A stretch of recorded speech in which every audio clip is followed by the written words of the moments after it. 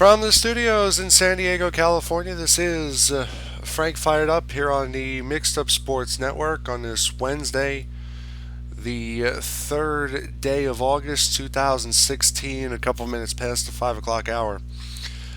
As we are a couple hours away from game number three of this four-game set between the New York Mets and the New York Yankees. We are game one at Yankee Stadium. But as of last night you saw a couple things from both of these teams.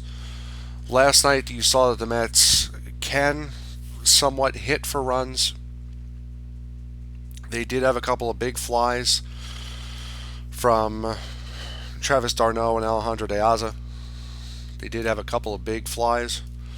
But for the most part, the Mets can hit for runs, which has been, of course, the glaring weakness of this ball club from day one this year. And you also saw that Jonathan Niese, I mean, for everybody who wanted this guy, and that's absolutely nobody, whether you are a Met fan or what have you, Jonathan Niese comes back, and it's his second pitch of his first batter goes over the fence for a home run. Are you kidding me? Are you actually kidding me? For a guy who has been rumored to be a cancer in the locker room, for a guy who kicked this team while it was down last year after getting traded, for a guy who is pitching to an ERA of 4 and got told by his manager over in Pittsburgh that, yeah, in hindsight, we made a mistake with the Niese trade. You're going to come back to your team. You're going to come back to your original team as if nothing ever happened, and then the second pitch you throw ends up in the right field seats. Yeah. That's one heck of a way to make a welcome back. You know, that's if you're looking to impress somebody by doing that, oh my goodness. You impressed a ton of people. Maron. I mean, how much more useless can you get? Really? If you're Jonathan Niese, how much more useless can you get? It's unbelievable. De Aza gets the Mets on the board in the third with the home run, 2-run home run. d'Arnaud gets a solo shot in the fifth, and then from there on, it's double, single, single, double. Cespedes making the game 6-0 back in the seventh. Mets had a 4-run seventh inning, which ended up being the end of Masahiro Tanaka, especially with Matt Reynolds, who now has 4 RBIs in the last 2 games, lining a first pitch fly ball into right field for a hit for his RBI. I'll tell you, and for a pitcher's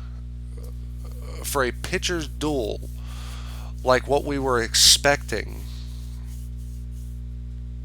yesterday between DeGrom and Tanaka, who maybe arguably from DeGrom,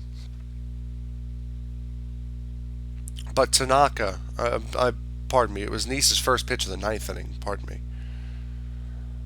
Second pitch of the ninth inning. Still useless.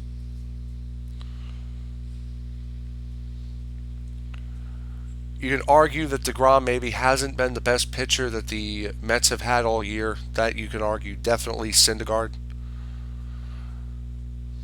But DeGrom, after he got his first win since April, I want to say 2 or 3 weeks ago, He has been on a roll. ERA now at 2.41. But for what we were expecting to be the best pitching matchup of the series, Tanaka-DeGrom, that was very one-sided, and it got one-sided during the seventh inning, which is right around the end of which is right around where Tanaka would have ended anyway. Tanaka gets knocked out of that game in the seventh inning, having only thrown 93 pitches, 64 of them for strikes. So he was on last night. But something happened in that seventh inning where it all fell in on him. His final line will be 6 1/3, 8 hits, 7 runs, 4 strikeouts. 7 runs against Masahiro Tanaka in just his 4th loss of the season. You gotta realize how big that is to hang a loss on Masahiro Tanaka.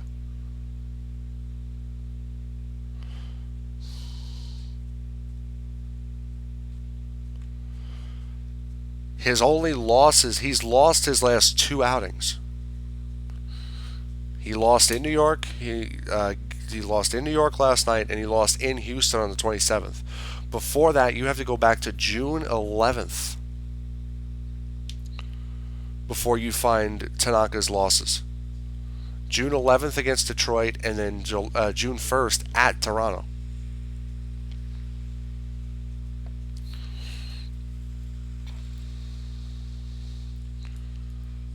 That and Tanaka has been... You look at what he did last year with the Yankees. You look at what he's been doing this year. Tanaka is not an easy guy. Not an easy guy to beat. You can get him to go with no decision. 2014 he goes 13-5. 2015 he goes 12-7.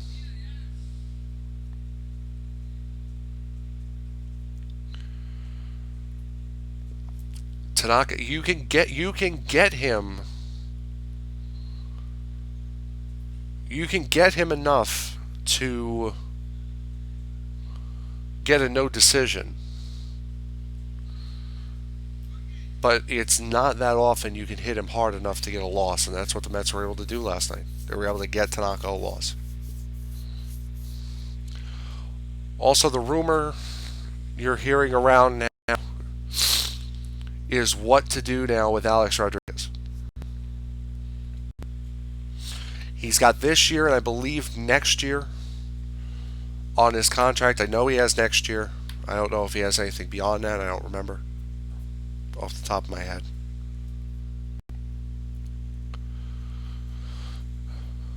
But with Alex Rodriguez in the situation that he is in right now, batting 204.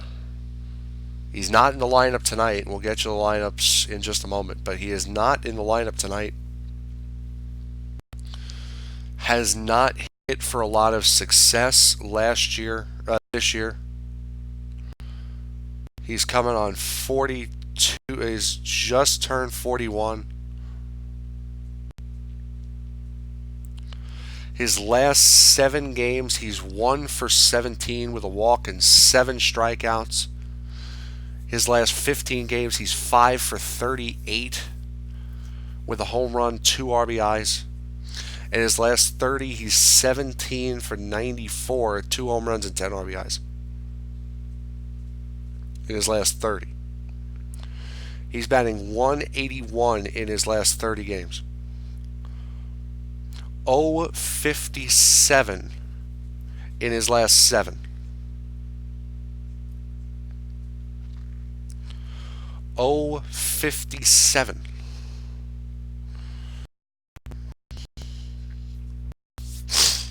in his last 7 games. And I believe you have to go back to the Houston series when he found his last hit to find his last hit. Oh no, it was the first game of the Tampa Bay series. I'm sorry. first game of the Tampa Bay series was his last hit. I'm sorry, no, pardon me. Yep, yep, you're right. He got five. He went 5 for 37 in the month of July alone. 5 for 37 in July.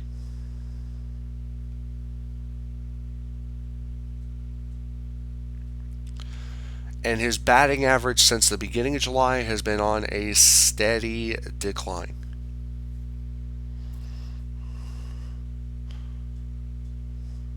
Only twice in July was Alex Rodriguez did his average go up from the day before.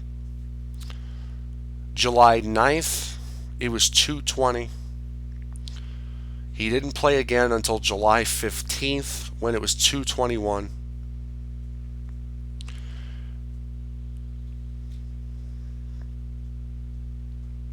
July 18th, he was batting 216. The 17th, he was batting 214.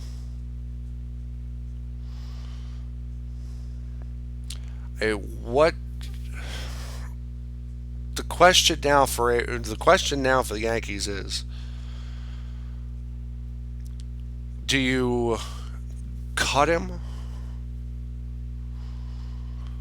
And if you cut him now, you're eating $27 million.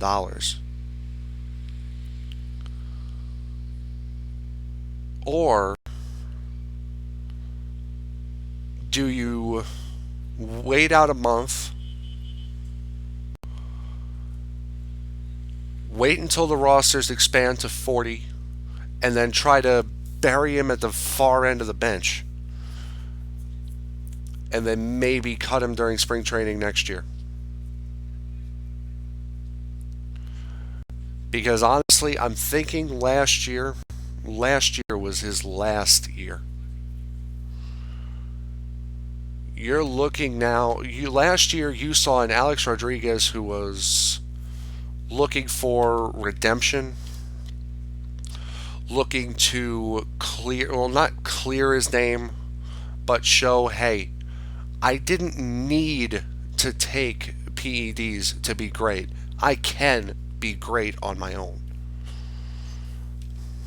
And that's what Rodriguez was last year, is he was great on his own. You hope.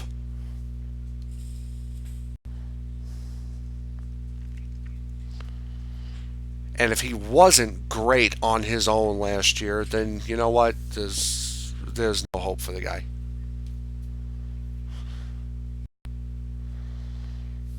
I sure as heck hope he was great on his own last year. But last year, when he played 151 games, it was an age-defying year, and everybody knows that.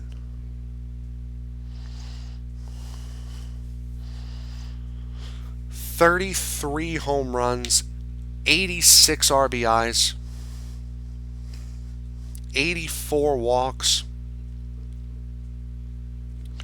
He did have a career high 145 strikeouts. But when you have a 39, 40-year-old hitting 33 home runs, you know what? You live with it.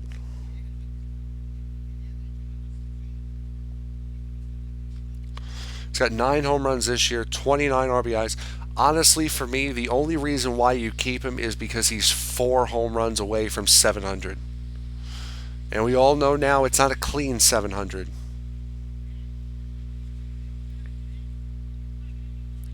But he's 4 home runs away from 700, which is really the only reason why I would keep him.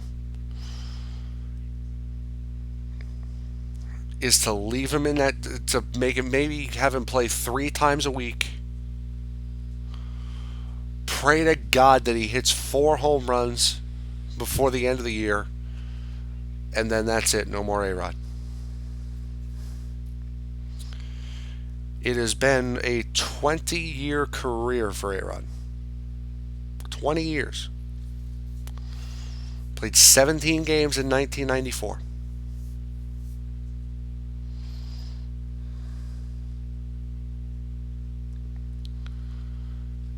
and it is coming to a rapid end. We are seeing Alex Rodriguez fall apart in front of our eyes.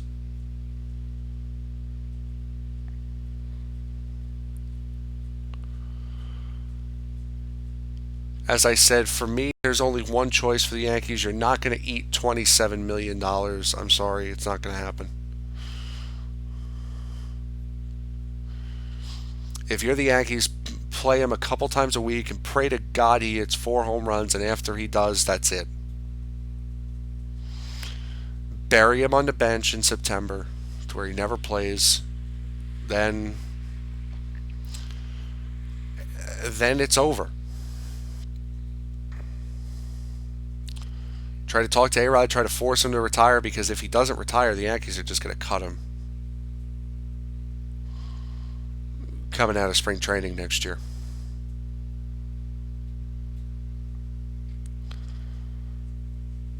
And that's, it's sad to say, but that's where the story of Alex Rodriguez has gone. Now you're talking about cutting a guy. We'll get into the NFL when we return after this. Don't go away. You're listening to Frank Fired Up on the Mixed Up Sports Network.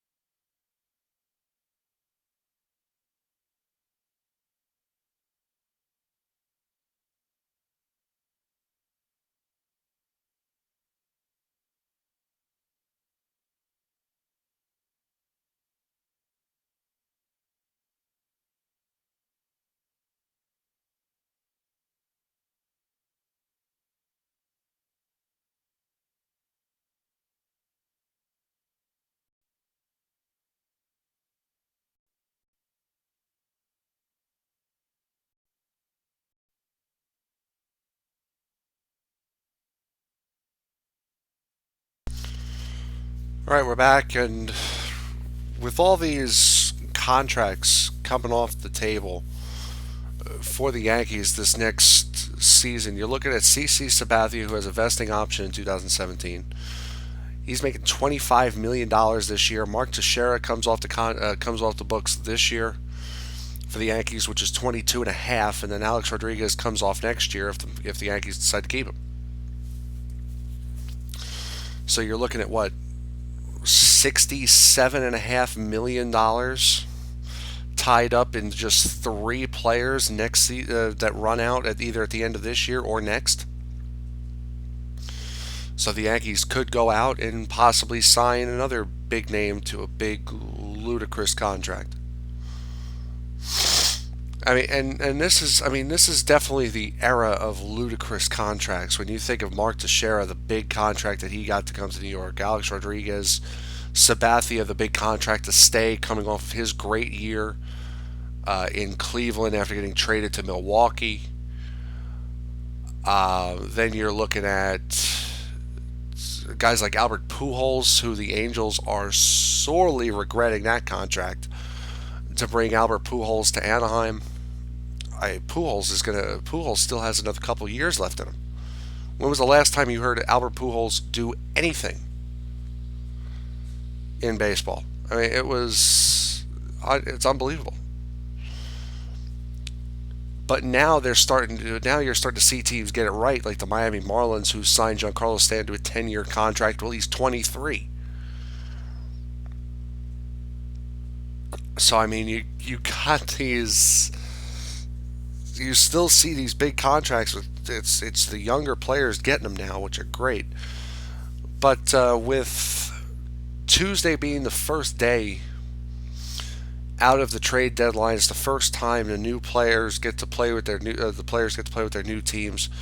Jay Bruce, Josh Reddick, Matt Kemp, Carlos Beltran, and Jonathan Lucroy all made their debuts for the Mets, Dodgers, Braves, Rangers, respectively. All five of those players went a combined 0 for 18. Bruce, Reddick, Kemp, and Beltran all went 0 for 4. Lucroy went 0 for 2. I mean, Maron, you can't. That's not something you can. That's not something you script. Definitely not. As I said, we go to the NFL now, which has opened camp late last week. Both of these teams, I would say, for the first time in a while, I would expect both of these teams in the postseason. As I said, I think it was last Friday on Mix Up Sports Live, I thought both teams should be over their respective wins. So I think for the Giants it was 8.5, for the Jets it was 7.5, something like that.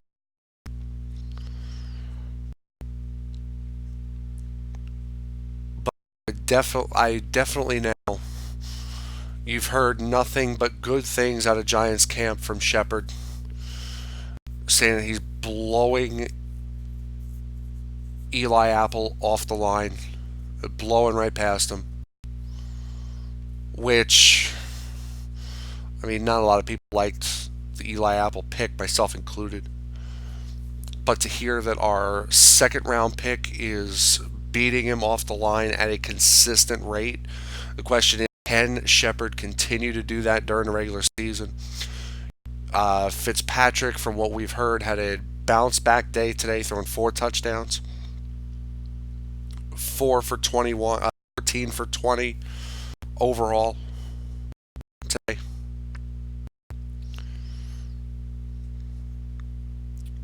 Camp. And then from what you're seeing out of the NFC East, which is Tony Romo coming into camp looking like a ball.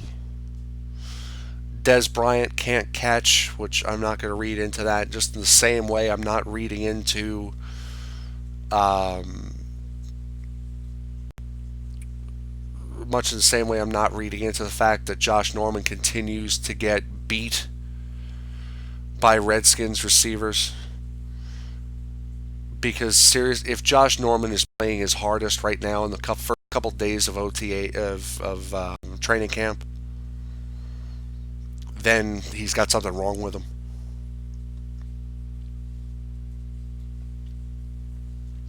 So I'm not reading too much into the fact that Dez Bryant continues to drop passes during camp and Josh Norman continues to get beat by receivers in camp. I'm not buying into that. Those are big name players, big star guys. If you think they're going all out in training camp right now,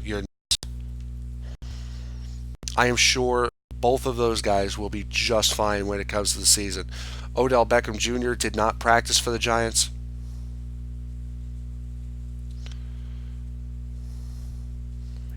After being cleated on Sunday, he did not practice Monday or Tuesday. I'm sorry, he practiced, I believe he had an off day Monday. He did not practice Tuesday. He did not practice today. So, it appears he's close. It appears he's close to coming back, which, I mean, you got spiked with rubber spikes. It's really, I mean, come on.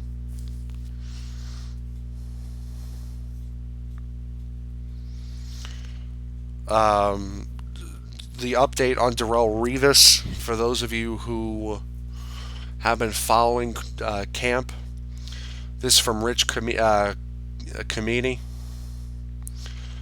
Jets cornerback Darrelle Revis did not have a setback with his surgically repaired wrists. Todd Bowles said he sat out today after practicing on a limited basis yesterday. But Bowles said it's part of the rehab plan. The same holds true for Matt Forte, who's recovering from a hamstring injury. It'll be 1 day of light practice followed by a day of treatment. So light practice for both Revis and Forte, followed by an off day for treatment, and then they should be back on the practice field tomorrow. So those two are working on their own. Those two are working on their own schedule right now, which, good. Meanwhile, the Giants are sitting looking for their starting middle linebacker, saying they got plenty of competition, which the Giants do. They've got plenty of middle linebackers, but no one named as the clear-cut starter for the Giants.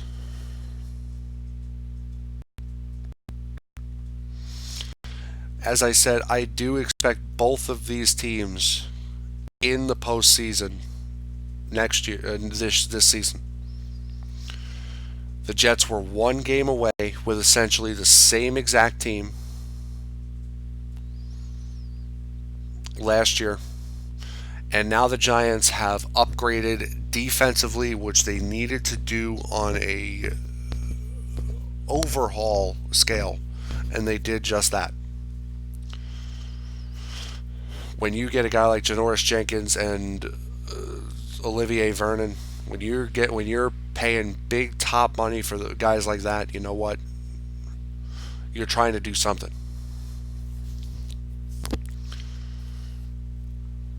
Giants start their preseason on Friday. The Jets start their preseason on next Thursday and next Friday, the 11th and 12th.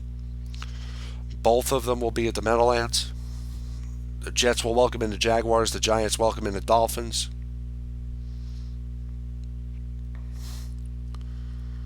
And we will have more on the NFL as preseason gets closer. But for right now, you haven't heard anything bad out of either camp, which is good. You heard Fitzpatrick having a bounce back day today from what he did yesterday. You're hearing about competition out of both. You're hearing about rookies having successful practices. Same thing with Jace Amaro. They said Jace Amaro has had his has looked better than ever today. So that's nothing but encouraging for the Jets.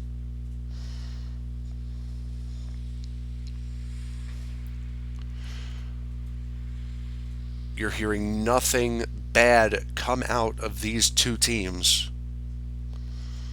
in training camp. You're not hearing any injuries. You're hearing, and the players that do have injuries, you're hearing they're working on schedule, which is fantastic. We'll wrap up the show when we come back. You're listening to Frank Fired Up on the Mixed Up Sports Network. Don't go away.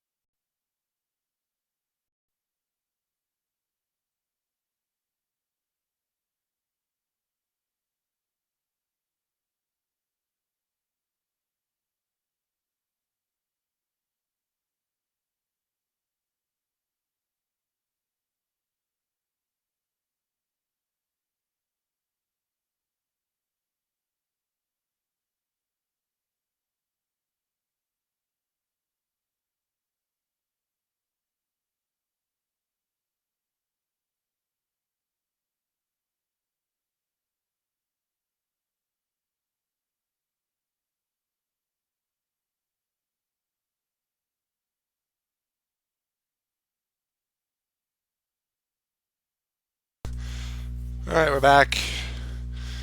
Just have the Padres Brewers game on the television here in the studio, and for a guy like Will Myers, who plays for the San Diego Padres, to have 65 RBIs now after he just did a 2 RBI hit, to see him have 65 RBIs on a team like the Padres when Granderson has 16 home runs and 29 RBIs, Neil Walker, 17 home runs, 46 RBIs. Conforto, 10 home runs, 32 RBIs. I mean, the Padres don't score runs and are consistently one of the worst teams in baseball. Meanwhile, they can get a guy at the top of their order to get 65 RBIs in a season. Meanwhile, the Mets only have one guy over 60, and that's because they traded for him. I don't know what to tell you. I really don't. We got lineups tonight. Tonight would have been Ivan Nova's start, but tonight it'll be Chad Green going for the Yankees. 1-2 this year with a 4.56 ERA and 27 strikeouts.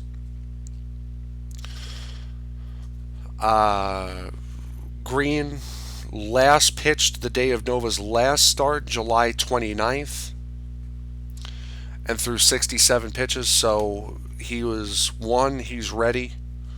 He's meaning he's rested, and two, he's on the normal rotation for a starter, which is the reasoning that Girardi gave. So because he was on the rotation and he was rested, he gets the start, which you can't argue with that. He goes up against Steven Matz, who has lost 6 of his last 7 decisions. Not good. He'll definitely look to turn it around. Tonight, 8-7 with a 3.35 ERA and 106 strikeouts. So just think about that. In his last 7 decisions, he was 7-1 at one point, and now he's 8-7. How a season turns around, at least from a record standpoint. Lineups tonight for the Mets, it'll be Curtis Granderson, Neil Walker, Yoenis Cespedes in the lineup tonight. He'll be the designated hitter. Jay Bruce, James Loney, Michael Conforto, Wilmer Flores. Kelly Johnson gets the start at third. Flores at short. Rene Rivera catching ahead of Steven Matz. And for the Yankees, it'll be Ellsbury, Refsnyder in right. Mark Teixeira, Chase Headley, Starlin Castro, Didi Gregorius, Austin Romney. Gary Sanchez gets the start tonight as a designated hitter. Young Grievous Solarte just hits a home run in San Diego. We'll get you the rest of the Major League scores in a moment. Gary Sanchez just called up last night. He gets to start tonight as a designated hitter. Aaron Hicks will bat ninth in left field. So you have no Brett Gardner this evening, no Brian McCann this evening, and of course, most notably, no A-Rod this evening, as we went over before. For just some minor league updates, Lucas Duda appears as though his season is over, which I think we all kind of knew a couple weeks ago. Alderson says Duda's back has flared up. He went to California to see Dr. Robert Watkins and has been prescribed 30 days of rest, and it, quote, doesn't look good for Lucas Duda playing the rest of this year, which is why trading Dominic Brown would have been an absolutely horrendous mistake for the New York Mets, because if these are continual back problems that Lucas Duda has, Dominic Brown, who the Mets drafted in the first round with their first pick, I believe 2014, if I'm right, it was either 2013 or 2014 they got Dominic Brown. He would be Lucas Duda's replacement, and he would fit very nicely. He's just like Lucas Duda. He is a left-handed power hitter.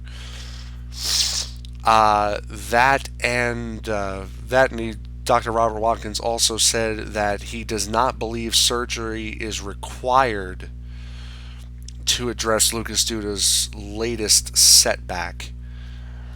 So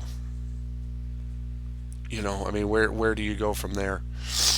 But also good news on the rehab side. Zach Wheeler, after suffering a setback, what was it, a month and a half, 2 months ago, will begin his rehab assignments on Saturday in triple and single A, high single A Port St. Lucie. He should be up in double A after a start or two, and then hopefully at a major league club by September. So at least the Mets will get to see a little bit of Wheeler on the major league side this month, you hope. Rounding out the Major League out of town scoreboard right now. Couple games in action, got two in action right now. The Milwaukee Brewers trailing the San Diego Padres 8-0 going into the top of the seventh inning. Padres put up a 4 spot in the bottom of the sixth inning with a 2 RBI hit by Will Myers just as we got back on air, and then the 2-run home run by Youngrivis Solarte to make it 8-0 going into the top of the seventh inning. Currently in the bottom of the seventh inning, Max Scherzer having a little bit of an issue with the Arizona Diamondbacks right now. Nationals do lead 4-3, but 2 runs have come across already in the bottom. I'm sorry, 1 run has come across in the bottom of the seventh inning, and Jake Lamb hit a solo home run in the bottom of the sixth for Arizona. You have about 6 or 7 games starting at 7 o'clock this evening. Mets and Yankees, of course, from Yankee Stadium. San Francisco Giants are in Philadelphia taking on the Phillies. The Baltimore Orioles hosting the Texas Rangers. Chicago White Sox in Detroit taking on the Tigers. The defending world champs are in Tampa Bay taking on the Rays. The Minnesota Twins in Cleveland to take on the AL Central leading Indians. Indians starting to fall back, as now it's 3 games to Detroit, as Detroit has really turned it on over these last couple weeks. Pittsburgh in Atlanta, and the Cincinnati Reds, after winning last night with a walk-off 3-run home run, will take on the St. Louis Cardinals. 8 o'clock start between the Houston Astros and the Toronto Blue Jays in Houston. 8:40 start between the Dodgers and the Rockies in Colorado. And 2 games at 10 o'clock. The Oakland Athletics are in Anaheim taking on the Angels, and the Boston Red Sox in Seattle taking on the Seattle Mariners. 1 game has already gone final, which will help the Mets, the Chicago Cubs, beating the Miami Marlins 5-4. If everything were to remain the same the way it is right now, the Mets would be... I'm not sure if that's updated. The Mets right now, as it stands, are either a game or a game and a half behind the Marlins. I'm not sure if MLB.com has updated their standings yet. If what is being shown is correct, and that is the Miami Marlins with a... Okay, so it is. It is correct. So the Mets are a game and a half behind the Miami Marlins, both in the division and the wild card. They will enter this evening a game behind the St. Louis Cardinals in the wild card. So with a win tonight and a Cardinals loss, the Mets could be a game behind the Marlins and a half a game ahead